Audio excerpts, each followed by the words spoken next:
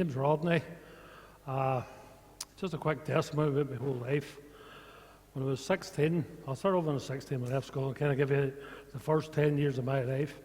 When I left school, I ended up joining Loyalist bands. I was in the Loyalist bands for about 5-6 years. And through that, after 4 years when I left school, I ended up having a wee boy and I got married. I only last for a year. So we split up, and it was well hard seeing my wee boy, so that was my first sort of broken heart, sort of broken marriage. Over the next couple of years, when I was in the bands, I stayed in the bands for another 4 years. I ended up getting involved in the paramilitaries for a while, which was another mistake, but after a while I got out of them. So over these 10 years, I had a 2 relationships with 2 girls, and they never worked out either. So I was sitting here after these 10 years, looking at how big a mess my life was. And sitting there with nothing in my life. Life was going nowhere. And my nephew, I ended up starting to get out with my nephew and a wee friends. I ended up going to Kelly's, falling into the drug scene for 5 years. So I ended up every weekend taking drugs, depressed all week. And I couldn't get out of this vicious circle. Taking drugs every week. And it was a nightmare. And after 5 years, one day I was still living at home, and opened the door one day and I seen my ma coming out the door, and she looked well depressed. And I says, "That's it, I'm finished with these drugs." So I stopped, but I just replaced it with alcohol. So I just became a functioning alcoholic. Ended up taking drink every night of the week for 10 years. My life was lost.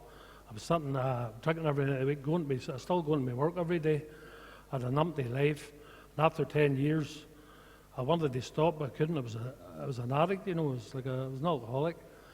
And after 10 years, one day, 2012, over that year, I took 7 seizures. And the last one I took was December 2012, and I broke my ankle. And I ended up in hospital, getting my leg plastered up. A week later, the DVLA took the license off me, because they heard that's second or third time I'd been picking up with an ambulance. People didn't know what happened to me. So I lost my license for a year, and I knew then, see if I don't stop drinking, my life's ruined. So for a whole year, I stopped drinking in 2013, and I was dying for a drink for a whole year, but I couldn't take one because I knew I was going to take another seizure. But a year later, I got my license back, December 2013, and got my license back. So I was lost, had nothing in my life, couldn't drink. I stopped smoking as well. It's a year before as well. I think I have nothing in my life here. It's empty. 6 months later, I came into the town one day, just a normal day, June 2014. The guy stopped me at the Diamond, the town hall, and prayed for me. And he put his hands on me, and I was going, "What's going on here? This guy's praying for me here. I never get prayed for in my life." And I asked him where the church was. Past the AVX, through the big gates, it was the Vineyard Church. That was a Thursday, June 2014. So I went home and I totally forgot all about it, even that guy praying for me. 3 days later, it was Sunday morning, and I woke up at 9 o'clock in the morning. I was looking around the room. I was 7 miles outside the town, just looking around the room, normal, lying awake. I didn't know where this come from. I'm going to find that church. And I jumped out, got a pair of jeans and a t-shirt on me, went on, found the church, was sitting in the church on my own. The guy seen me, took me up the front. I was weird. This is so weird, because halfway through the service, 10 guys come up the front of the stage, and I could see these guys at the side of my eyes here, and I'm going, "I'm not going to miss my chance." And I took a step forward. He just jumped on straight away, "Bow your head, repeat after me." And I accepted Jesus into my life. And when I look back now, you know, that morning, I got up that morning, I went looking for a church, and I didn't go as a guy walk out with Jesus in my life. And that was 2014. And over within 6 months, I was ended up asked to volunteer in the church. I was doing these normal things. I wanted to join small groups, go just doing normal things in the church. And 2021, God highlighted a verse to me. At the end of February 2021, I'd seen this verse about 8 times in 1 week.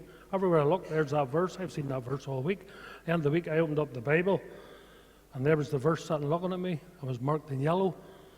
I couldn't believe I'd seen that verse all week. God's highlighting that verse to me. And I'm sitting there kind of shocked for a minute or two. And I wrote it on a piece of paper and put it in my wallet.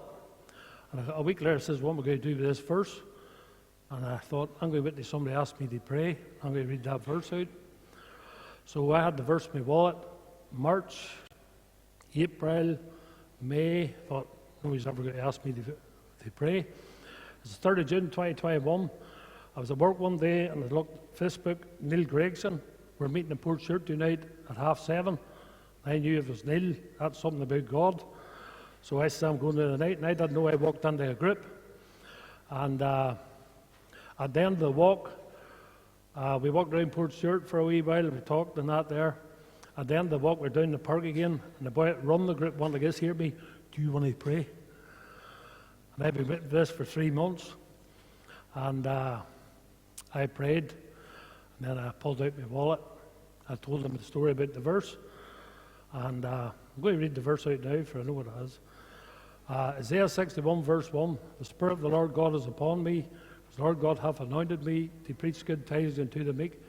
He has sent me to bind up the brokenhearted, proclaim liberty to the captives, and the opening of the prison to them that are bound. And Alvin said to me, his jaw hit the floor, but anyway. But after that there, a couple of weeks later, I was in the vineyard, and I wanted to tell that story, and it wouldn't come out.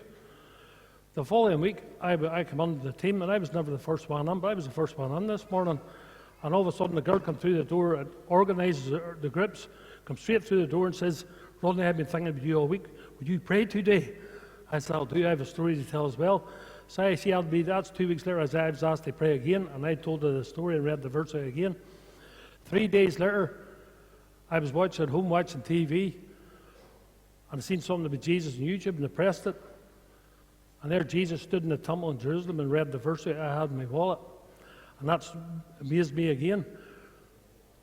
A week later, I went into the town and I led my first person to Jesus outside the bank. I was a 90-year-old man. And that's 7 years before I couldn't lead anybody to Jesus. He's that I've shared Jesus with about over 30 people. So that verse changed my life, you know. And the group, the guy that led me to Jesus is the founder of Jesus at the Door, which is now King's Army. And I'm actually involved with the King's Army now. When I was younger, I always dreamed about doing these things. I always dreamed I'd love to go to Toronto because my dad lived there 60 years ago. I'd love to go to America. When I met Jesus, I'd love to go to Israel. But look how messed up my life was when I was younger. I'd never done nothing, just dreamed about it. Since I met Jesus, I've been to Toronto. I've been to America. I've also been to Israel. So a lot of the way Jesus turns your life around, you know, from a mess of a life to a totally different life. But a good one to say, I'm involved with the King's Army now. I was in America for the King's Army Phase 1. And it was 3 weeks ago, I was going to the King's Army Phase 2 in London. But I took ill on the plane. Really bad stomach, didn't know what it was. When I went to London, I went straight to the hospital. He gave me painkillers and sent me home, but I was not bad for me. I couldn't go to the King's Army Phase 2. I went one day, I stayed for about 4 hours. And then come home again. So when I came home, I went straight to the hospital. They signed me in for a week. You know, when I was in the hospital, I met a man on my ward who was a drug addict. And I was able to share Jesus with that guy, and that guy accepted Jesus in my ward. And 2 days later, he left. He was on a different part, but he came back and looking for his phone. And he said to me, my wife's outside, could you come out and pray for her? I said, aye, that'll do. And when we were walking out the corridor, he said, see, after you prayed for me, he says, when I was walking down the corridor, my legs were shaking. So I've got his number now, so I'm going to get in contact with him. He's an ex-addict, you know. So, but that's what Jesus does in your life, and he changed my life. That verse changed my life, Isaiah 61, verse 1. And I always remember when I met Jesus, I started mind seeing Nicky Gumbel one time, and I started to watch him on YouTube. And I always remember a couple of things he said. When you meet Jesus, it's the start of a journey.